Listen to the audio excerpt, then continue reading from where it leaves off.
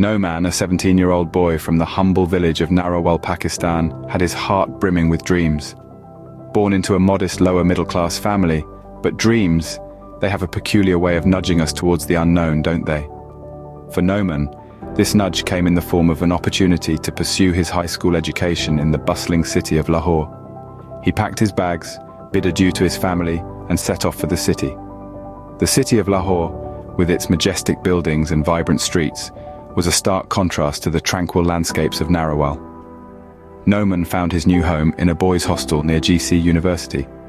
Now, like most Pakistani teenagers, Noman was captivated by the grandiose love stories of Bollywood.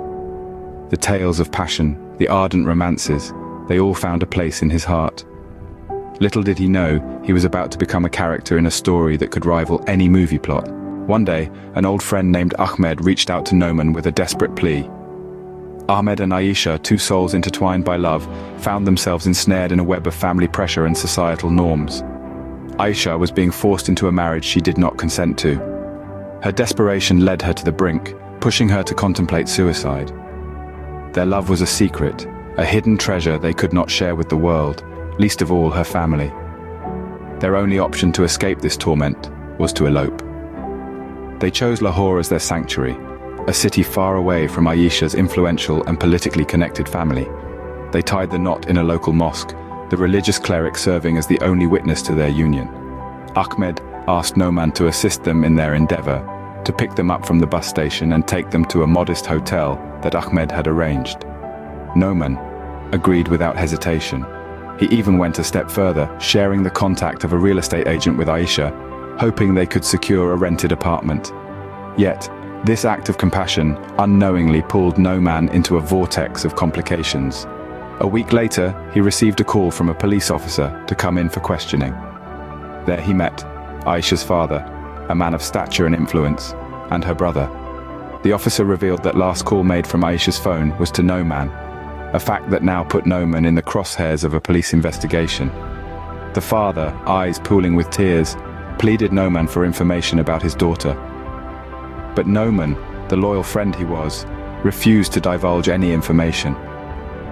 The story took a drastic turn when Ahmed and Aisha were discovered. Their marriage, in the eyes of the law, was non-existent due to a lack of official documentation. This led to a case of rape and kidnapping against Ahmed, Ahmed's mother, and two brothers, as well as Noman. Noman, arrested during one of his college lectures, was thrust into a world of uncertainty. The hopes of his bright future were overshadowed by the looming walls of the Kot Lakh Pat Jail in Lahore. As the cold metal handcuffs clamped around his wrists, the enormity of the situation began to sink in. He was not just a suspect, but a prisoner, his freedom snatched away in the blink of an eye. Noman was no longer just a student, but a pawn in a game of love, deceit, and power. His act of kindness had unwittingly entangled him in a situation far beyond his comprehension. His cell, a small and cramped space, was a stark contrast to the sprawling fields of Narawal. The cold concrete walls were a far cry from the warmth of his family home. This tale of friendship and compassion ended abruptly, with the jarring sound of the jail cell door closing behind him, a poignant reminder of his new reality. Picture a scenario where you're blamed for a crime that isn't your doing. This is the story of Noman, a young gentleman caught in a tangle of false accusations, persecuted simply for giving a phone number of an estate agent to a friend, and in turn brandished as a rapist and kidnapper. Noman's legal counsel stepped in to challenge the absence of concrete evidence against him. With a favorable relationship with the officer in charge of the investigation, Noman was labeled as a facilitator for providing the number of an estate agent for Ahmed to secure a rental accommodation in the initial police report. After grueling 28 days and 3 court sessions, with the absence of both the victim and the investigative officer, he was finally granted bail. Noman was certainly not one to be kept down. Demonstrating remarkable intelligence and resilience, he worked his way to the top in high school, earning him a coveted scholarship at the highly regarded GC University. Unwavering loyalty was another of Noman's defining characteristics.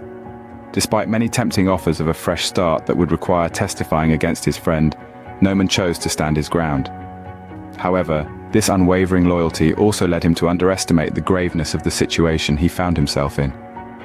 Feeling the financial and time-consuming burden of attending court dates, he made a decision, which to many seemed ill-advised, to stop attending court.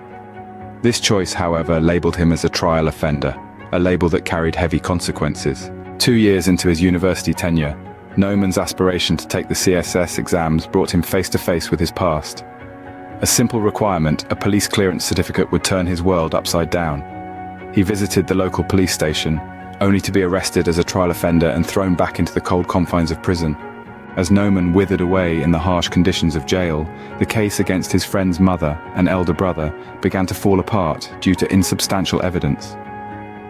The courtroom was a battlefield, with the prosecution and defense lawyers engaging in heated exchanges. However, in a distressing twist, the victim's father, wielding his abundant wealth and formidable political influence, strategically manipulated the court proceedings. The once impartial courtroom was now flooded with bias and misinformation. Noman, an innocent bystander in this maelstrom of legal warfare, watched helplessly as the scales of justice tipped undeservedly against him. His silent pleas for fairness were drowned out by the thunderous gavel strikes. Ahmed, his brother, and Noman were pronounced guilty, a shocking verdict that sent a wave of disbelief in the courtroom. Noman's mother broke down, her wails echoing through the stone-cold walls of justice. The sentence was passed. Life imprisonment, 25 years, for charges of rape and kidnapping. The impact of this verdict was devastating. Noman's life, once filled with dreams and possibilities, was reduced to the confines of a cell. His family was left shattered, their hopes for justice crushed under the weight of corruption. So here we have Noman, a young man with dreams and aspirations, caught in a whirlwind of injustice. Will he ever see the light of freedom again, or will he spend the prime years of his life behind bars? What does it mean to be innocent in a world that is quick to judge?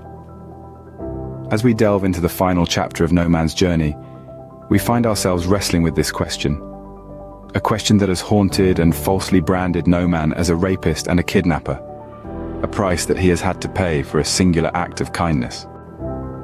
Our tale resumes 5 years later within the bleak confines of Kot Lakh Pat Jail in Lahore. Noman, now a young man of 25 years, had transformed into more than just an inmate. He had become an Ulema, a religious cleric, and had earned both an undergraduate and master's degree while incarcerated. His spirit undeterred by the circumstances, he still held on to his lifelong dream of becoming a CSS officer, while holding tightly onto his aspirations and dreams of securing an acquittal from the High Court and being honorably discharged. Despite the relentless hurdles and interminable delays that seemed designed to break even the strongest spirits, Noman continued to wage his battle for justice. He navigated a labyrinth of pending appeals, clinging to the hope that one day, justice would prevail. During our meetings within those cold, unforgiving prison walls, I witnessed in Noman a determination still burning brightly. But like a flickering candle in a gusty wind, this hope was vulnerable to the relentless passage of time. The prison's oppressive, suffocating atmosphere threatened to extinguish it, just as it often does for countless others. I fear that if justice doesn't descend upon him soon, this fragile hope may eventually wane, surrendering to the despair that has swallowed far too many souls ensnared by the intricacies of the judicial system. Noman's journey is a poignant testament to the indomitable human spirit in the face of grave injustice. We fervently wish that he will one day walk as a free man, perhaps even donning the prestigious mantle of a CSS officer. In our hearts and prayers, we continue to beseech the heavens for justice to finally prevail in his case. And so we find ourselves at the question that sparked our journey. What does it mean to be innocent in the world we live in, where an act of kindness, of merely sharing an estate agent's number to a friend, can result in you being branded a rapist? Noman's story may not provide the answer, but it compels us to question, to seek, to challenge. Because in a world quick to judge and be bought, it's the Nomans that bear the brunt of our haste. Their lives a testament to the flaws of our justice system, and how the powerful shall always trample upon the weak.